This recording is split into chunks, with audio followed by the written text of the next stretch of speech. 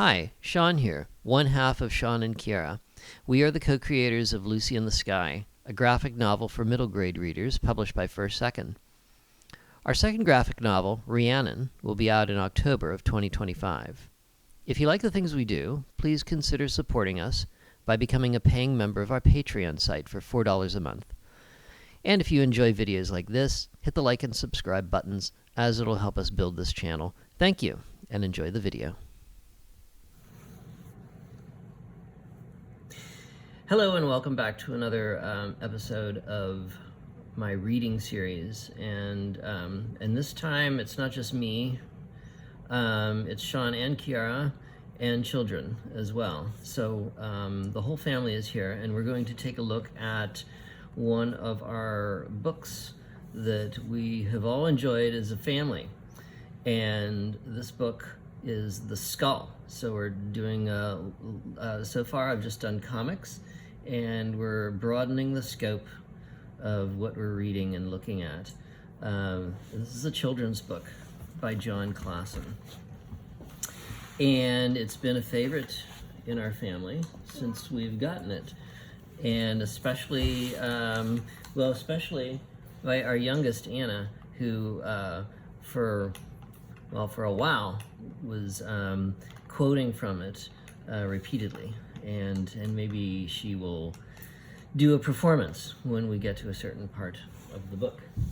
So one thing I like about this book is, well, there are many things that I like about this book, but first thing is the artwork. It's got it has a look that reminds me of animation from maybe the 50s or the 60s. Animation like Anna, yeah. And sort of a kind of a modernist style, cartoon modern style. And the color, that's all right, you can talk. And the color is, it has a sort of a printed, like almost a screen printed quality to it. So I'm just gonna dive into it. This is apparently it's an adaptation of a traditional Tyrolean folktale. The Tyrol, I think, is I have to check to make sure, but I think it's a region in the north of Italy.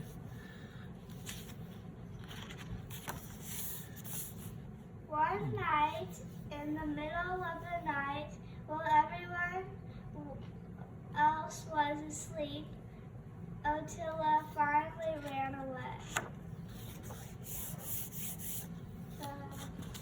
The Skull, Tyrolean folktale. So, what's interesting to me about this is that for me as an adult, it's a very mysterious opening, and that I'm wondering why Ottila ran away and what the finally means. But I've read this to many children in many contexts, and nobody has ever asked me where she came from or what she was running from. So.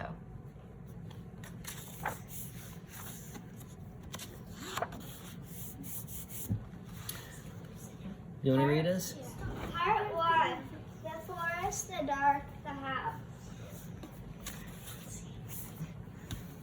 Ottila ran and ran. She ran through trees and up hills. She ran for a long time, all through the night.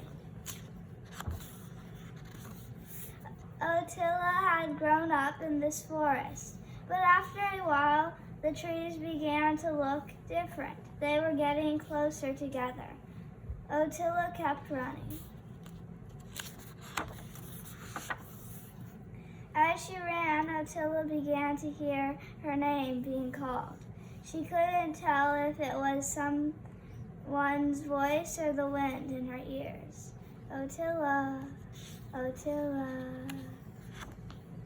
So, as I said, this reminds me a lot of animation, and just looking at these illustrations, I can see I can imagine the pupils in her eyes moving back and forth, and the snow sort of floating down. Otilla, Otilla.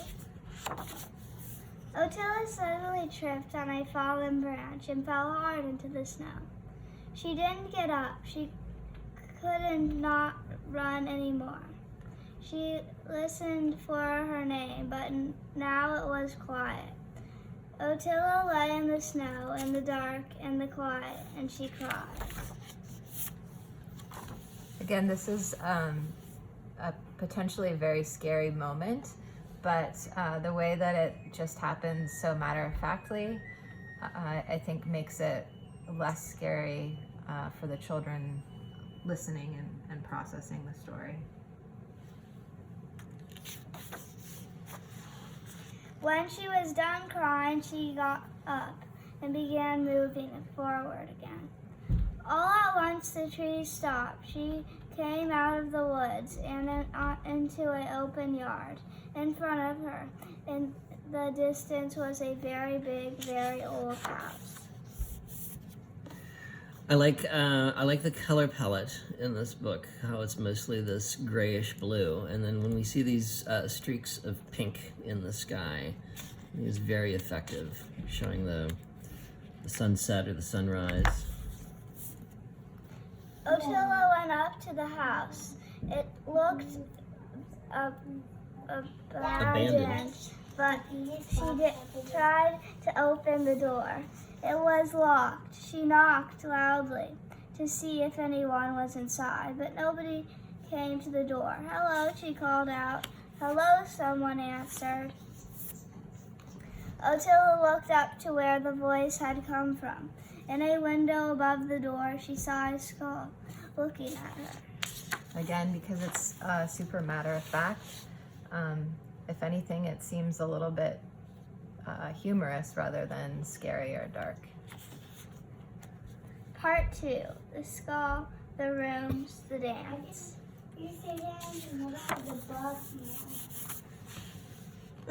The skull moved himself a little so he could see better. "Hello," he said again. "Hello," said Otilla.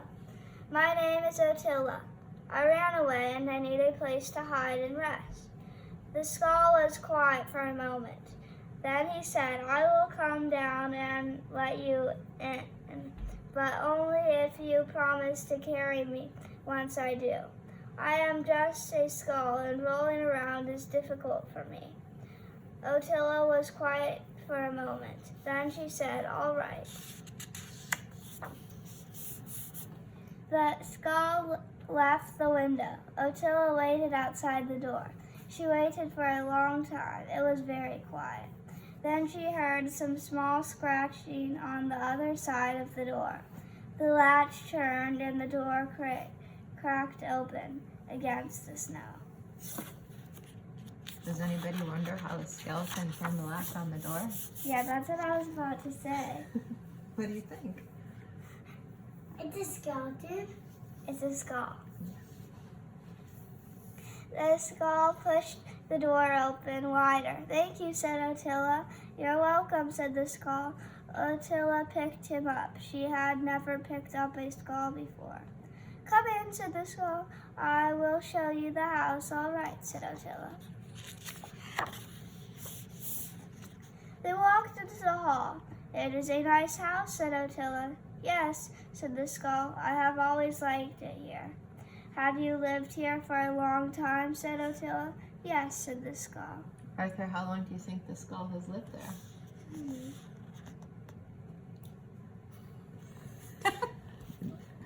I think this is the first time I noticed that there's a horse on the tapestry. Oh, yeah, me too. No, I already know that. I knew that for a long time. Oh, you saw that before? Look, there's Okay, the- all right. Yeah. They went into a room. "This is the fireplace room," said the skull. "I come here to drink tea by the fire in the evenings." "You could make tea," said Otilla. "Not anymore," said the skull. "Can you make a fire?" said Otilla. "No," said the skull. They were quiet. "Is that you in the picture?" said Otilla. "It used to be," said the skull. I like how we never see what the skull looked like. And now it used So- to be because first it was a person, and then it died. And when it was still a person, it used to make tea and light the fire. Yeah. And now can it do that anymore? They went into the garden room. Oh, I like this room, said Ottila. This is my favorite room, said the skull. Can you eat the pears, said Ottila. I can eat the ones that fall on the ground, but I can't reach the good ones on the branches, said the skull. I will get one for you, said Ottila. She held a pear for him. He took a bite. The bite of pear went through him and fell on the floor. Ah, delicious, said the skull. Thank you. I like how it goes through the skull. Yeah, Esme appreciates the humor in this book, especially when it comes to the skull eating and drinking, because obviously a skull doesn't have a tummy anymore. They went into a room with masks hung on the walls. What are these masks for, said Ottila. I used to collect them, said the skull. Can you wear them, said Ottila. They are just for show, said the skull. Are you not supposed to wear them? Wait, wear them? You are not supposed to wear it. You are not supposed to wear them. But again, here it's not mentioned, but here they're both wearing the skulls, the masks, which is another, I think, moment of lightness in the book. And when I think of a skull is the most unmasked version of a face, and so putting a mask on a skull is something. Mm-hmm. They went downstairs. What is this room, said Ottila. This is the dungeon, said the skull. There is nobody in it now. What is this hole, said Ottila. That is a bottomless pit, said the skull. Ottila threw the core of her pear into the hole and listened. It did not make a sound. Do you want to see the tower, said the skull. All right, said Ottila. They climbed the steps up the tower. Does anyone else know about this house, said Ottila. No, said the skull. You are the first person to find it in a very long time. They got to the top and walked out onto the balcony. You can see everything from here, said the skull. It's beautiful, said Ottila. Careful, said the skull.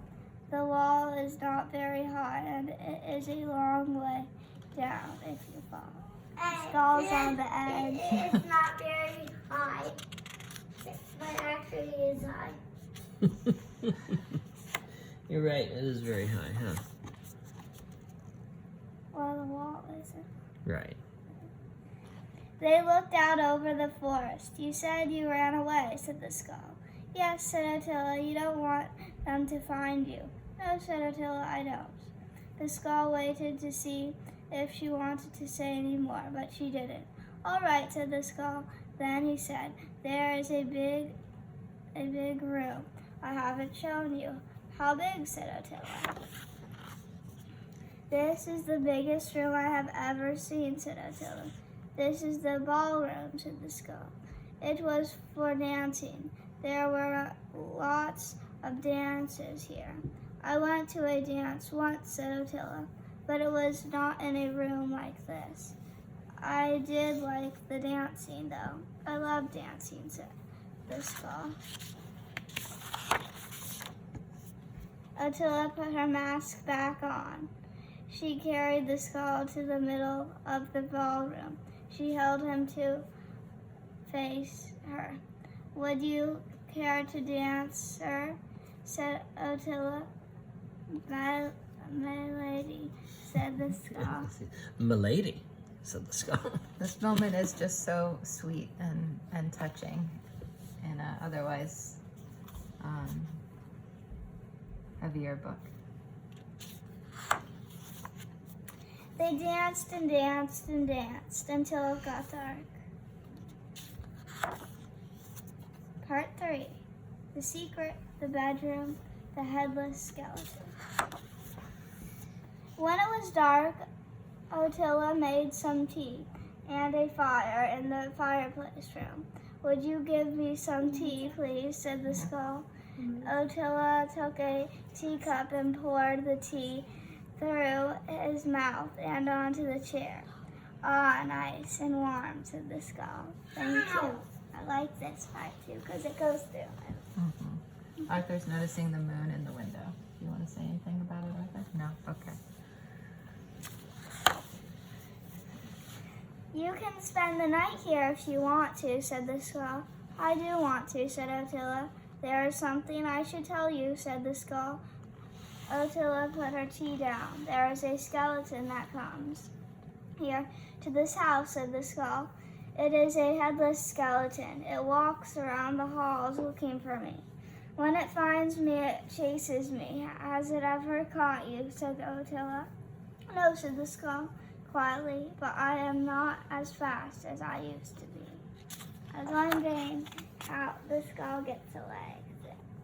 So fun. Yeah, I wondered that too. Otilla looked closely at the skull. "You don't want it to catch you." "No," whispered the skull, "I don't." Again, I like the mystery here. Otilla has her reasons for running away, and the skull has some reasons here for not wanting to be caught, but we don't ever find out these things, and they don't press each other on it. "Will it come tonight?" said Otilla. The skull looked at the fire. "It comes every night," he said. Otilla looked at the fire too. "All right," she said. She kept looking at the fire, and she started to think. When it was time to go to sleep, the skull showed Otilla to a bedroom. It was a nice room. There was a big, comfortable bed and some pajamas for her to wear. Otilla liked the pajamas. "We should try to get some sleep," said the skull. "The skeleton will come soon enough." Otilla blew out the light. They slept deeply and peaceful for a long time. Again, the humor here, because the skull looks exactly the same That's when exactly what I was going to say. when it's awake and when it's asleep. The house was dark and very quiet until in the middle of the night, a headless skeleton opened the bedroom door. From somewhere in the skeleton's chest came a voice, but it only shouted out one thing. You want to say it, Anna? Say Can you say it louder? Louder. it? Can you say it in your scary voice? No? They're not listening to you now. Right now. All right, you're gonna have to do it then. Okay. "Give me that skull. I want that skull." The skeleton ran into the room. It was faster than Otilla had expected. She had just enough time to grab the skull before it reached him. The skeleton pulled at the skull, trying to get him away from her, but Otilla held on tight. She did not let go. Finally, she got to the skull free. She slipped past the skeleton and ran for the door. "Give me that skull. I want that skull. Give me that skull. I want that skull. Give me that skull. I want that skull."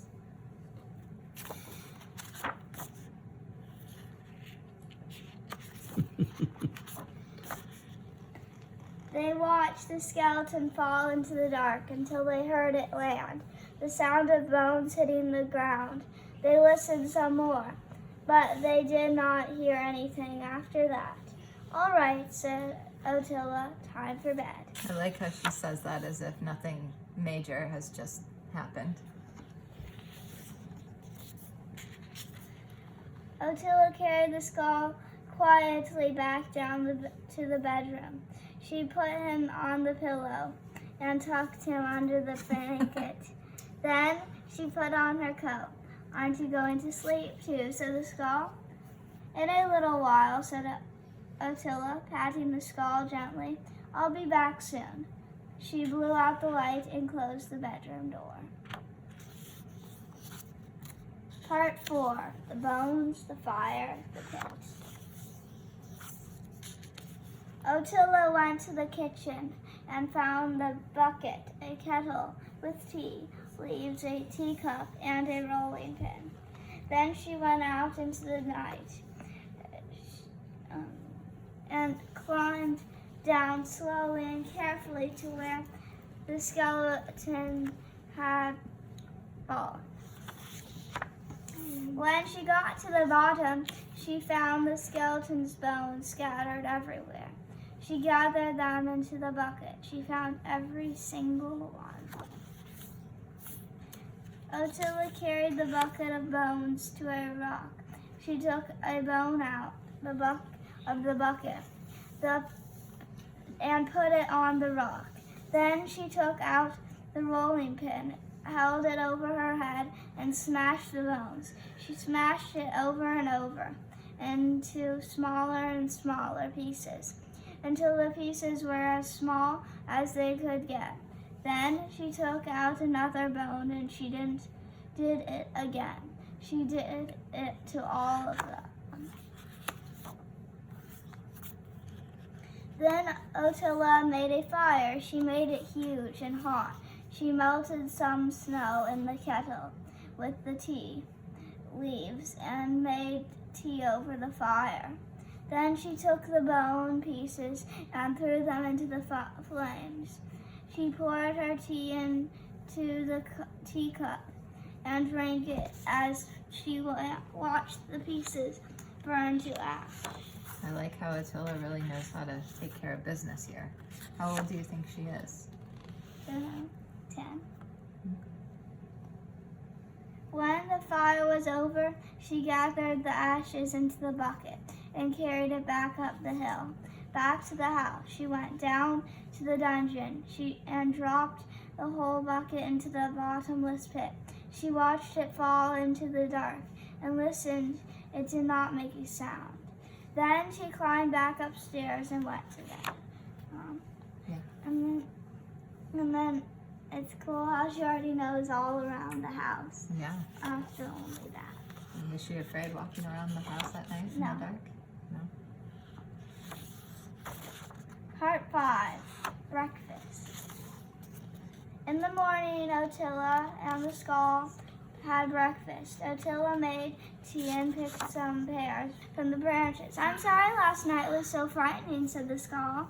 Attila smiled and patted the skull. "It's over now," she said. "Thank you for helping me," said the skull. "You're welcome," said Attila. I like how they've already seemed to have fallen into a routine here where they have tea and pears, and Attila knows just how to take care of the skull. "I wonder if the skeleton will ever come back," said the skull. Attila cut a piece of pear. "It won't," she said. The skull looked out the window. "It's a nice day outside," he said. "Do you want to go for a walk?" Again, that's a funny question for a skull to be asking, right? How does the skull walk? It's going on the sled. Oh. It's gonna go on the sled and it rolls. They went for a walk. It was a nice day outside. Attila stopped and gave the skull a bite of pear. It went through him and fell onto the sled. "Thank you," said the skull. He took another bite. "You know," he said, chewing the pear, "you could stay here with me if you want." "Do you want me to stay?" said Attila. "Yes," said the skull. "I do." And it goes through him again. That's their happily ever after. "All right," said Attila. The end. Okay, thank you. Thanks to Esme, who was our reader this time around.